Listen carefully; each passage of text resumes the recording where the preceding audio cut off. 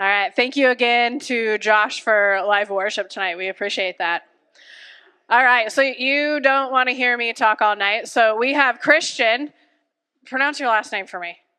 Durham. I don't know why I struggle with that. I really don't. Christian Durham. He is from the Well. So we have another Well employee here tonight. You're employed by the Well, right? Yes. Okay. So I've never met him before, but I won't lie. I did Facebook stalk him before today. So I think I got just a little snippet of a little bit of something that he may touch on tonight. I don't know. I don't know his story, but I'm super excited to hear his story. I know he knows Robbie a little bit, and Robbie knows the story a little bit. So it's a good one. Otherwise, well, he wouldn't be here. So I'm just going to give it to him. So here you go. Awesome. Well, thank you guys for having me tonight. Just a little bit change of pace for me, so I get the opportunity to speak in front of the congregation at our church every once in a while, give a tithe message. Other than that, I speak in front of people at the Well sometimes, but it's new scenery, so bear with me.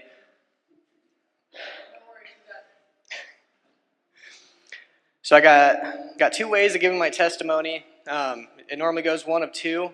It's either really short and I get done too quick, or I go way over time. I don't really have a good balanced in between. Short story being, I was born in '96, lived a while, fell, God picked me up, and here we are. But to go way back and tell the full story is, I was born in '96, grew up in well below the poverty line, just kind of no financial stability. Sorry, I didn't know if I was standing under something. So we moved around a lot when I was younger. Started off life in Bonaparte, Iowa.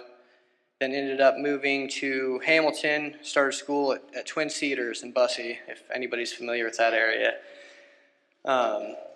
So started school there. Ended up in Pleasantville. Lived there for a couple years, and then moved again. Ended up in Knoxville school system, lived there for a little while, about a year and a half. Then in second grade, ended up moving again, landed in Harvey, Iowa, big city. So growing up, of course, wasn't a whole lot of money, and life was pretty simple. Going through younger years, I just remember spending a lot of time outside. It's back before cell phones, and if somebody did have a cell phone, you had to pull the antenna out of the back of it. It's one of those deals, you'd be home when the street lights come on and just kind of run around, and if you want to find people, you look for where their bike is parked. It's kind of small town feel, and I had a dad that worked over the road a lot. He did numerous different things, sold newspaper subscriptions, DJ'd. I guess, went down and sold stuff at Rutledge. He'd sell stuff outside of the racetrack during nationals in Knoxville. And that's kind of the family he came from, was door-to-door Kirby salesmen and water softener salesmen. So that he kind of had a knack for that. That's what he did. He sold whatever it was legally to make a buck. My mom kind of bounced around working some different jobs, and I give it up to her for me being here today, because my mom's a hard worker. So bouncing around off and on, I guess the bulk of my testimony didn't really start till I was 11. Finally, after years of wishing, like most kids do, I ended up getting a dirt bike one year. It was the summer between 6th and 7th grade, and that was like what I lived and breathed. If I wasn't sleeping or at school, that's what I was doing, was riding dirt bikes, and rode for 6 or 7 months, and got a new bike, got new gear. I was getting ready to start racing. I was like 2 weeks out for my first race, and I was out practicing one day and ended up wrecking dirt bike and got a spiral fracture on my left femur, completely disintegrated it. So that was a fast end to dirt bike racing and football. From there, I remember that was my first encounter with drugs. So I got prescribed painkillers for the broken leg and was laid up for 7 months in a wheelchair, another 7 months on crutches, and it was supposed to be another year in physical therapy, but insurance dropped that after 7 months. So life was kind of turned upside down right there. Everything I enjoyed doing, I could no longer do. No more contact sports, nothing like that. So in my free time, after that, I ended up surrounding myself with people that maybe were not the best influences looking back, knowing what I know now. So fast forward, and was doing pills off and on, and smoking weed here and there. Nothing of a habit. I still went to school, and it was kind of a social thing. Older kids would offer it or be around. And fast forward from that, I started deer hunting with my dad. That became our new hobby. We weren't riding dirt bikes anymore, and we'd go deer hunting, squirrel hunting, whatever it may be. And he was working over the road, so I'd see him maybe 2 days out of the week. He was gone Monday through Friday. Sometimes he'd be gone 2 weeks at a time. And that was when I was 12, 13, and 14. He was gone doing that. My mom worked nights at my grandmother's bar down in Harvey. So I was kind of unsupervised, just running around with not good people at the time, not good influences. Not that they weren't good people. I don't want to discredit anybody, but just not a good influence. I was kind of unsupervised most of the time, and as far as my parents knew, I was doing everything I needed to be doing, but behind the scenes when they were gone at work, it was a whole different story. So then I turned 14 in September, and was out deer hunting, filled my first deer tag, shot a buck, waiting. Then doe season finally opens. They were running a 3-day doe season, Thanksgiving weekend, 2010. Out on Sunday, the last day, we had enough time for one more drive. We had 7 people out pushing deer, and we had 4 people set up on stand and 3 people driving deer to us. Long story short, my dad ended up getting shot and killed in a hunting accident that day. So I will briefly touch on that. Not everybody knew the land we were at. A few of us did. Not everybody did, so it was confusion. Total accident. But people came pushing deer through, and a kid unaware of where my dad was, he was up over the hill out of sight, was shooting at a couple does. One of the slugs came down, hit my dad in the right side of the chest, struck his aortic artery, and killed him instantly. So I'm grateful for that he did not suffer. And luckily, I believe he did know the Lord. So coming out of that, life was just turned completely upside down. I was already kind of not hanging around the best people. Then my mom went to work an extra, and I really stepped into being unsupervised. When mom was around, really good at putting on a show of I'm staying out of trouble, I'm doing what I need to be doing, and she was so unsuspecting. Her main priority was making sure that my sister and I were taken care of. So she's gone working, I'm out running around. I took a week off school, went back to school, and it just wasn't the same. Couldn't focus, couldn't pay attention, was completely turned away from the grieving process, just didn't want to accept it. So after that, I just kind of continued running around with the wrong crowd, and by the time I was 16, I was kicked out of Knoxville schools, expelled for selling drugs. Come back from an expulsion, get expelled again for fighting, transfer to another school when I was 16, and get expelled again.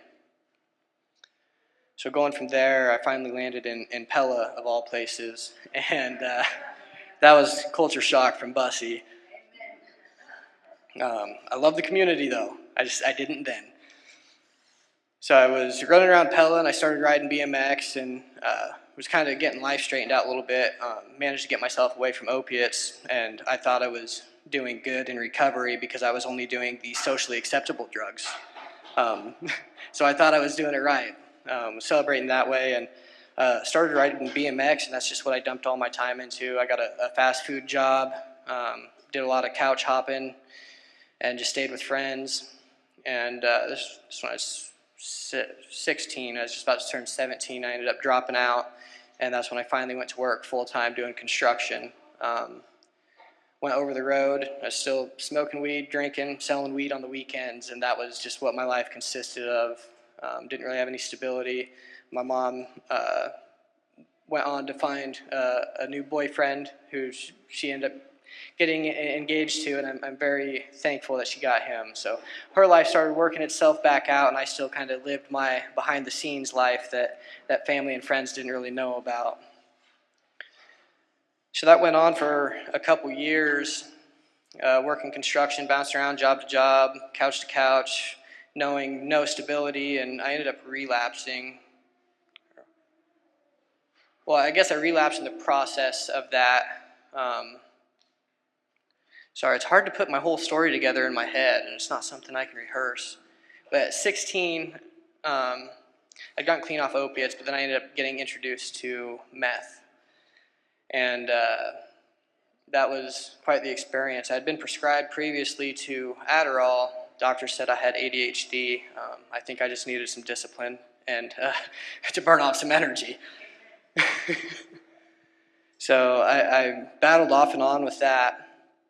And I think I got clean 2 different times from 16 on, but it was always more of a social thing than a true addiction. It was just always there, always present, and I had the opportunity to sell it. I was underage. If I got arrested with it, somebody can bail me out, just slap on the wrist when you're a teenager. So I was, looking back, I was kind of abused in that sense by the older people around me. But through that process is when I was bouncing around, working a lot of different jobs, learning some different trades. So I'm thankful for that. I got to learn a lot of different cool skills that most people go to college for.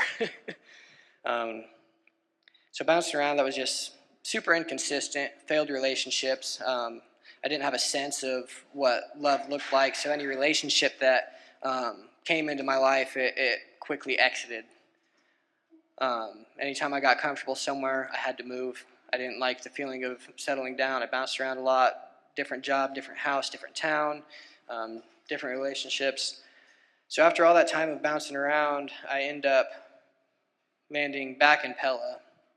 This would have been 2018, and everything's just been a mess since 2010. And then at this point, I'm trying to figure the whole life thing out.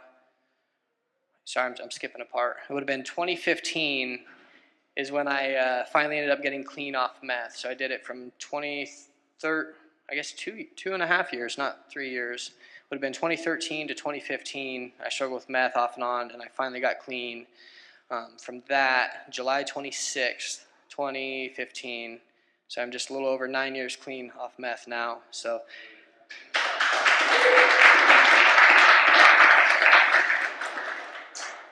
thank you.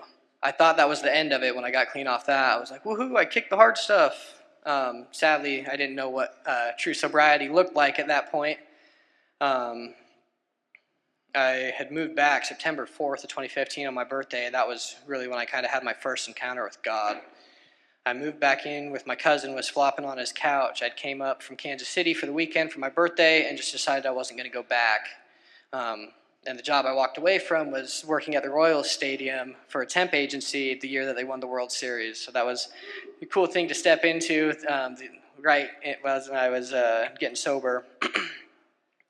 So I came back, I landed on my cousin's couch, and still was bouncing around job to job, but I thought I was doing a lot better because I'd kicked the hard stuff, right? Still selling weed, smoking weed, drinking, partying, and that was kind of the gist of how that went, day in, day out, and nothing stable. Had no idea what I was doing with life yet, but I thought I had it all figured out. Starting to think I was wrong. I ended up working for my stepdad at a mechanic shop in Pella for a little while, and that was a great opportunity. I met some great people there, and he was good to me. It was a good place to work, and I was really starting to channel in on some trades work and trying to figure out what I wanted to do with life. I ended up leaving there and didn't have a backup plan. For some reason, I think most of us when we were young, we make some real irrational choices. One day I got mad, quit that job, and I didn't have a plan for how I was going to pay my bills. So anyways, I moved some roommates in with me, and I ended up getting robbed the night before rent was due, beginning of 2017. And I wake up in the morning, I'm getting ready to go pay the rent, and I'm like, oh, well, all my weed's gone and my money's gone. That's not good. And of course, you can't explain something like that to the landlord. They don't care. So I go through that process, and I'm talking to the landlord, and I'm just trying to sell some stuff off I'd collected over the years. I've always been a collector, cool gadgets and kind of whatever I could get my hands on. And trying to come up with some money. The landlord seemed okay over the phone. Then I get a call one night. I'm over at a friend's house. This is I think the second or the third. Rent was due the first. My landlord had broken into my house with some big meathead. So I get home, and the roommates are like at it with the landlord, and it's an arguing match back and forth, and cops get called, and complete chaos. And then I'm stuck in a moment of, well, what do I do? I end up getting served a 7-day eviction notice. I'm like, well, I got a week to figure this out, I suppose. So I ended up packing up all my stuff, getting rid of what I could, finding places to store stuff, and I moved in with my brother temporarily in 2017, and ended up getting a job working on chemical tankers in Des Moines. Went straight to work up there, kind of cut everybody out of my circle, and was like, okay, I really got to get my life figured out this time. I was like, I can't keep doing this. Instability, everything falls apart. Can't hold a job. Can't do anything like that.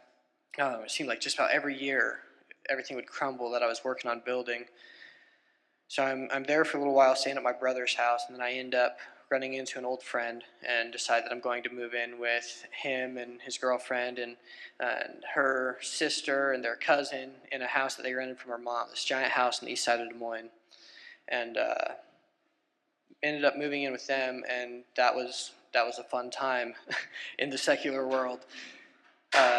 Living on the east side of Des Moines, it was kind of always a party, but nothing real crazy, just real fast-paced environment. I ended up going on to get a job at a vape shop.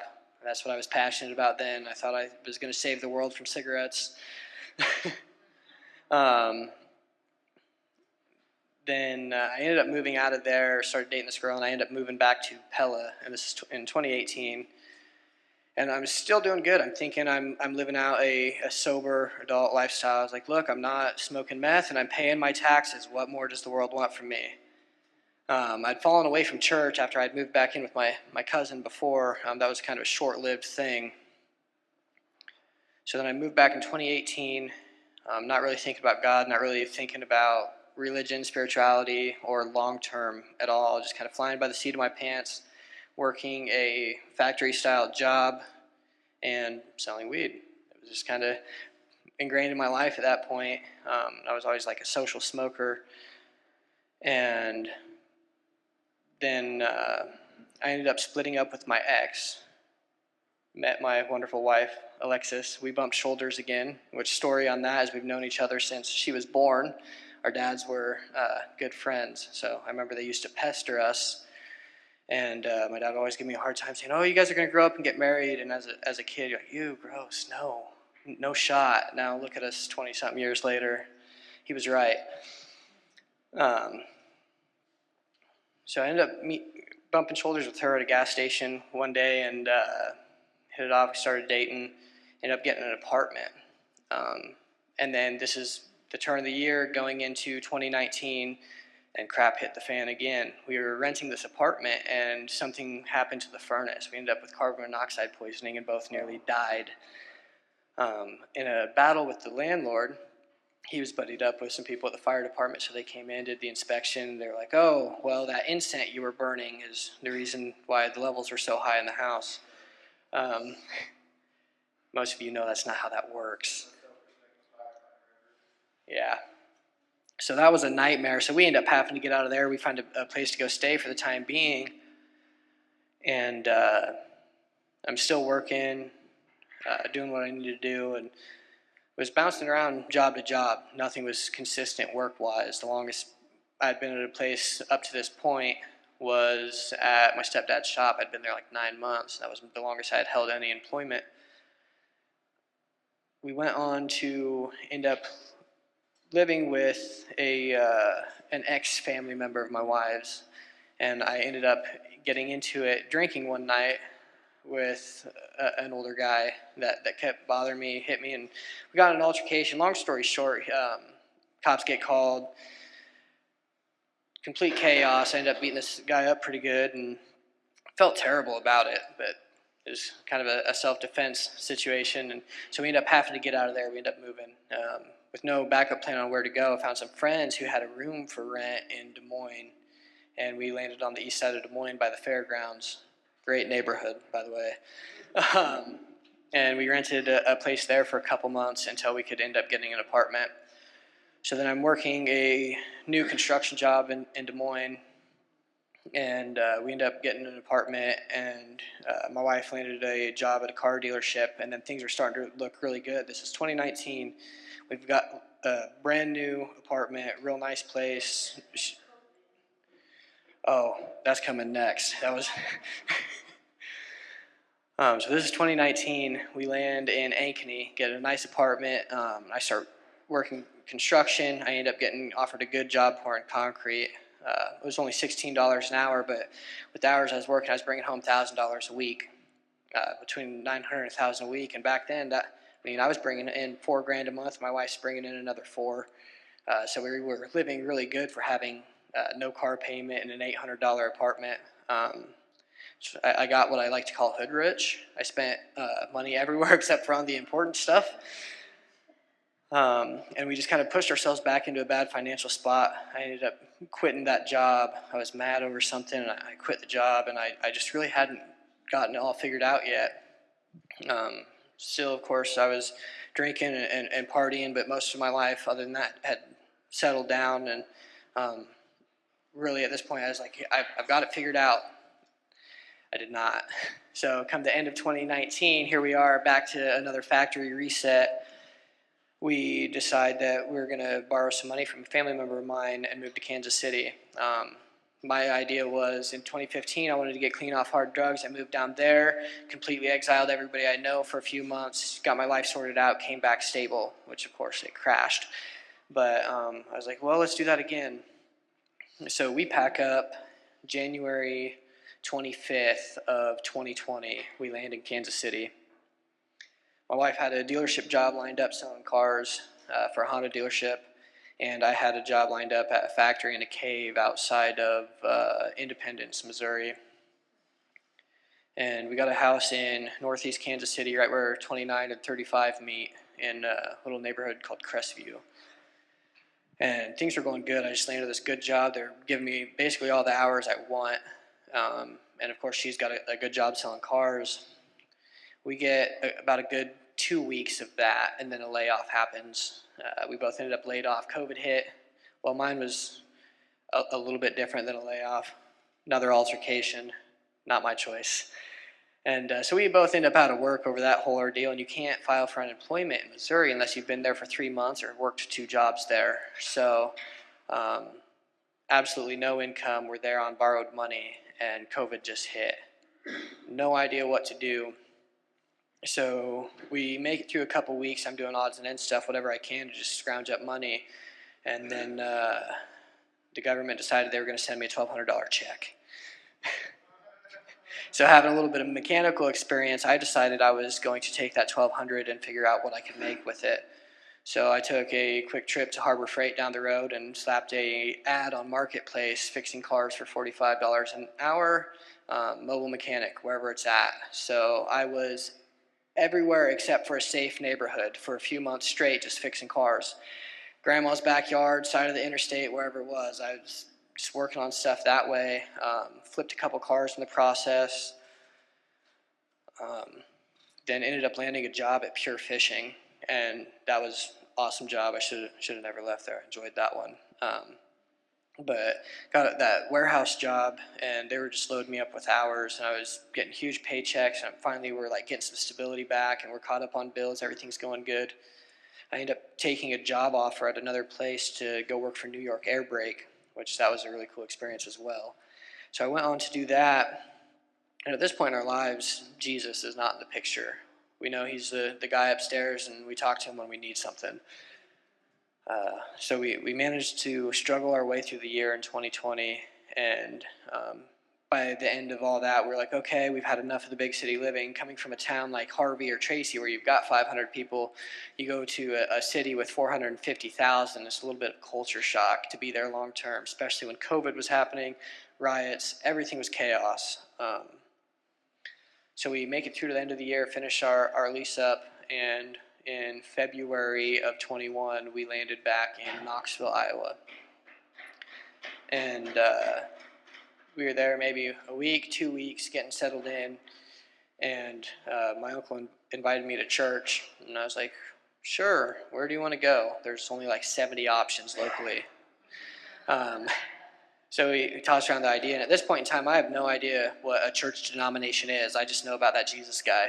I was like, denomination, Assemblies of God, Lutheran, what's the difference? And my uncle was like, well, let's go to this church and check it out. And like, okay, so I stumble in the door one day. I'm up till like 2 o'clock in the morning, drinking on the weekend. At this point, I'm not drinking every day. It was like a weekend deal. I had it kind of under control, right? So I wake up Sunday morning, probably still half drunk from the night before, and I wander into church. And to anybody that knows Pastor David Woodcock, I ended up meeting him that day, and probably still smelling like Fireball and Busch Light, I got the warmest welcome I'd ever gotten anywhere walking into a church. Normally I was in a church for weddings and funerals, and one short spurt after getting clean off meth, I went to church. So walking in and having people not look down their nose at me and feeling welcome for the first time, I was like, whoa, this is different. So I kept going back, and at that point it was just me. My wife didn't want to wake up early in the morning. We were still doing like a 9:30 service. It was split for COVID. So I was waking up, going to the early service. That went on for a few weeks, and then talked her into going with me, going to get saved. Gave my life to the Lord, got baptized. As much as I hate to say it, I was like, yeah, Lord, I want to live for you. This is cool, on Sundays. So Sunday was for Jesus, and all the other days were still for me. I went to the Wednesday night services every once in a while, and I'd practically cut back from drinking. It was kind of a rare occasion, every other weekend, couple weekends, whatever it may be. I'd landed a good job. I got my GED. We were about to get married. I'd gotten baptized. Life's looking good. I finally set my eyes on a career. I was like, oh, I can work at Vermeer forever. And which, looking back, I loved the job I had. Things are finally starting to look up, and I'm like kind of tiptoeing in the church. I'm like, yeah, this Jesus thing is kind of cool, but my heart wasn't fully there yet. I was making this promise, and I was kind of walking through the motions, and I'm greeting everybody on Sunday and playing the part. You know, I was wearing my Sunday best. My wife and I go on to get married May 29th, and this is really the rest of my testimony. If I had to pick one part, I'd throw the rest out and talk about this. I got to marry the love of my life May 29th, 2021. We go on a honeymoon for a week in Colorado, had a great time in the mountains. Came back, I worked a Monday through Friday at work, and then I ended up getting in an altercation. I ended up getting stabbed 7 times. So in the midst of that, I give credit to God, my wife, and a limited edition Mac Miller t-shirt for keeping me here. So I ended up getting stabbed 7 times in the back and losing blood quick. I'm passing out before ambulance got to me, and that took about 4 minutes. It took maybe another 5 minutes to get me to the hospital, and by the time they got me there, I'd lost over 2 liters of blood. So I'm holding on for dear life. Like, no real good explanation for why I'm still here. Looking back, I'm pretty sure God had this plan for me. But I remember they got me to Knoxville, and they're panicking. They're like, I don't know what to do about this, blah, blah, blah. And I'm coherent. I'm laying on my side. I'm like, what's going on back there? You know, like, they've got me full of pain meds. I can't feel a thing. Pain's over. I'm just kind of concerned, like, what are you talking about? They're like, oh, we got to call for a life flight. I'm like, is it that bad? So they get me on life flight, and I remember I'm getting sick from it's probably the meds, and I'd had a few beers that day. We went out, and it was a really good Sunday, by the way.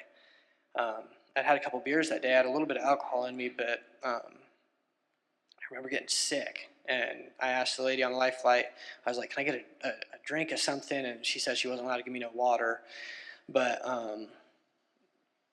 when you lose a lot of blood, your mouth gets dry. So I remember I'm just like having a miserable experience in the whole 15 minutes it took to get from Knoxville to Des Moines. And I remember that process. I'm pleading with God. I'm like, Lord, save me. Let me live, and I'll live my life for you, I promise. Well, I had no idea what that was going to entail. So I'm pleading. And you know, it's one of them promises. You're like, yeah, I'll do whatever you say. Just let me up. Like when you're fighting with a big sibling. So long story short, we land in Des Moines, and they come wheeling me off the helicopter and into Mercy, and they pass my charts over to the surgeon. They've already got an IV port in my arm, and they've been funneling blood into me. And I remember I looked at the surgeon, and I asked her, I said, am I going to live? Because at this point, a major part of the story is my wife's 5 months pregnant. I'd just gotten my education, just started this job, just found the Lord. Life is finally coming to a point of stability for me, and I'm like, Lord, spare me. I want to live through this. And when I asked the surgeon, am I going to live through this? She looked at me and she said, I don't know. I'm going to do the best I can. And everything went black. So that was really comforting, as you guys could probably imagine. And the most exciting part of that is I woke up in the ICU the next morning at 9 a.m. They put me under at like 1:30, 2 o'clock by the time I ended up in Des Moines. And I wake up at 9 something in the morning, and my first feeling was excitement. I was like, oh, cool, I'm alive. This is awesome. Never mind being strapped to a bed on a ventilator tube, feeding tube up my nose, stomach cut open from my waistline to my sternum, and littered and stab wounds up my back.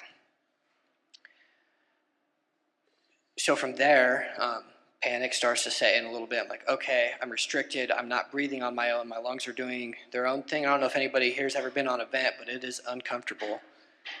So it went from, yeah, I'm alive, to, oh my gosh, you got to get this stuff off me right now. And of course, I can't say nothing to nobody.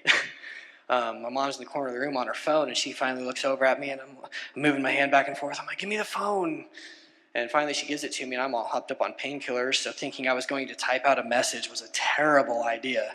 I don't remember what it said, but it was probably not in English.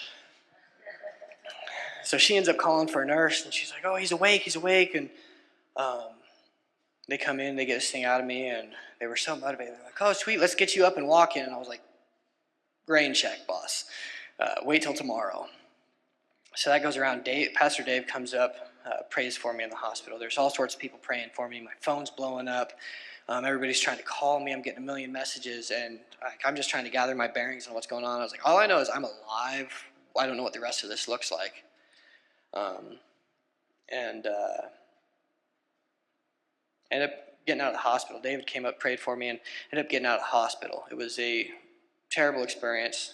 I don't know if you guys have been to a hospital lately, but they're way understaffed, so I can't just discredit the staff. They were doing their job. But it was not a pleasant place to be for very long. So after like a few days of being in there, they're like, you can't go home yet. I was like, no, I need to go home. And they're like, no, we got to get you off IV meds first. I said, okay, you can pull that out now. I can swallow a pill. I was just ready to go home. Not knowing what that would look like, I finally ended up getting out of there. Sorry, excuse me. I get out of there, and I get landed back at home. My wife, being 5 months pregnant, now she has to help me do everything. She's already walking around the house like this, and then she's got to carry me with her, so I'm on a walker. She was kind enough to go buy me a Lazy Boy recliner, which that thing was awesome. So then she's catering to me, and she has to take off work to take care of me. And FMLA wasn't going to cover a long enough time. I was at home, unable to work for 3.5 months. So in the process of being there, I can't bathe myself. I can't get up to go to the restroom by myself. I'm just kind of stuck in this spot. Court trials going on, doing depositions and dealing with law enforcement, all this stuff, and trying to deal with the trauma of just going through that. And the trauma of my wife having to deal with that. We're relying heavily on the church, and we're going on Sundays, and people are becoming more active in our lives.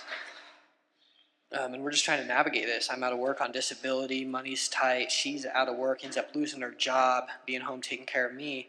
I'm getting a disability check, but it wasn't enough to cover everything. Long story short, I ended up getting sued.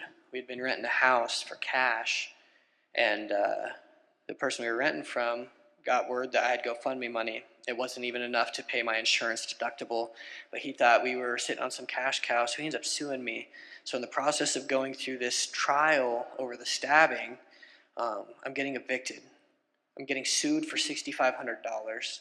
I'm out of work. I've lost all of my freedom, and I can't step outside of my house without people stopping out front to take pictures and videos. My life's in chaos overnight, and I'm just trying to keep my eyes on the Lord. I'm remembering the deal I made with him on the life flight, and it's really starting to set in, and I just felt like he was telling me, do you really want it? Do you really want to live for me? Is that something you still think you wanted to sign up for? I had to quit drinking for a couple weeks because I got stabbed twice in my spleen, 3 times in my diaphragm, once across the bottom part of my spine and across my tailbone, and then once in my left butt cheek. That was probably the worst one.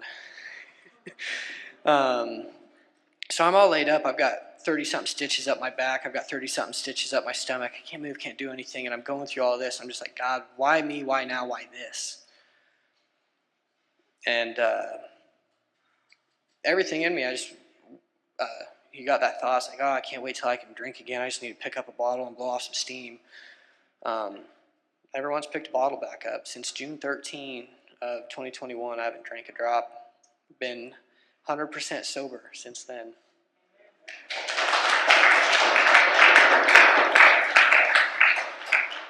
So going through that process, of course, my wife being super pregnant, she took care of me the whole way through her pregnancy. And a guy one town over ends up catching wind of my story, and he's got a house he's willing to get rid of on contract.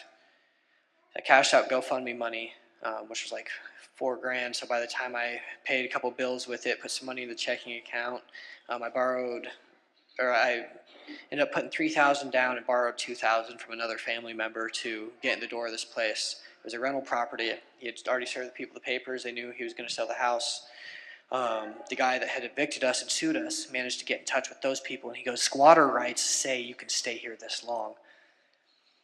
So going through that process, he helped kind of turn my life upside down. And through this process, I'm just thinking, God, why me? Why now? Why this? And I just can't figure it out. I'm like, everything was going so good. I gave my life to you. I was like, but whatever. If you still want me to serve you, I guess I'll check it out for a little while. We'll see where this goes. So fast forward, we finally get moved into that house. My wife has our daughter, Willow, and I get to go back to work. And since then, I've received nothing short of blessings. We saw through that, and I kept my eyes focused on the Lord and didn't turn back. And it was just amazing how he worked. Went from sitting on that life flight, not knowing if I'm going to make it, and had nothing for stability. And boom, I got my license back. I found a career. We finally got into a place. He blessed me with a business. I went on to start my own business that I've been running for 2.5 years now. Blessed me with 2 amazing, beautiful little girls, a car, an additional property next door, and just kind of a nice little area out in Tracy. And even though it's not much, like the way that he's blessed me just by me trying to see through that moment, continuing to keep my eyes on him is crazy. So I came out of that, and I didn't know what living your life for the Lord looked like. I was like, this is new to me. What do you minister? What do you go do? Just funerals and weddings? Like I still don't know all the ins and outs of it. So I got with Pastor Dave, and I was like, I don't know. I was like, I want to serve. I want to do something. I'm like, my testimony is this. I don't know what God's equipping me to do. And I ended up starting ministry classes at the Iowa School of Ministry in Des Moines.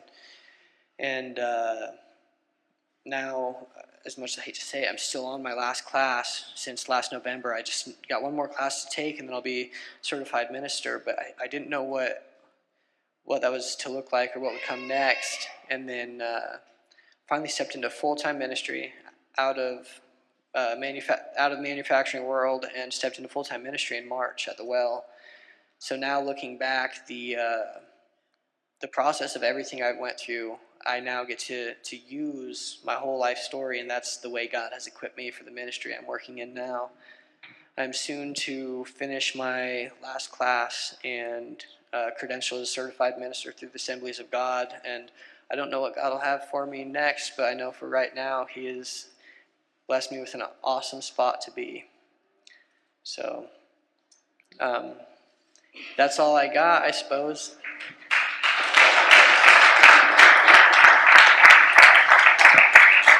I'm going to have you stay up there, right? Awesome testimony. This is what I love about Tuesday night testimony nights is you can see even before when he gave his life to God how God was working in his life, kept providing over and over and over and over again. And it's just powerful. It's encouraging. I love it. I'd never met him before. It's a powerful testimony, and it's just that's how good our God is. So what we like to do on testimony nights is we invite people up here. Do you mind if people put hands on you? We pray for you. So I invite anybody that wants to come up, put hands on Christian, and then we'll pray, and then we'll get him out of here.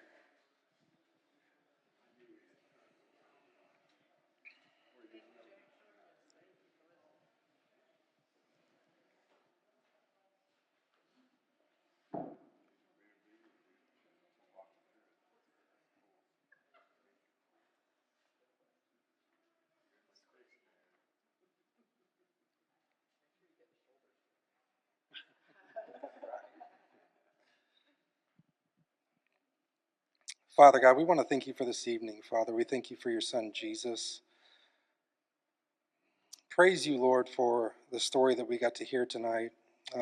It's Christian's story, but it's your glory, Father. We praise you and we thank you for always being there for us. You never leave us, no matter what.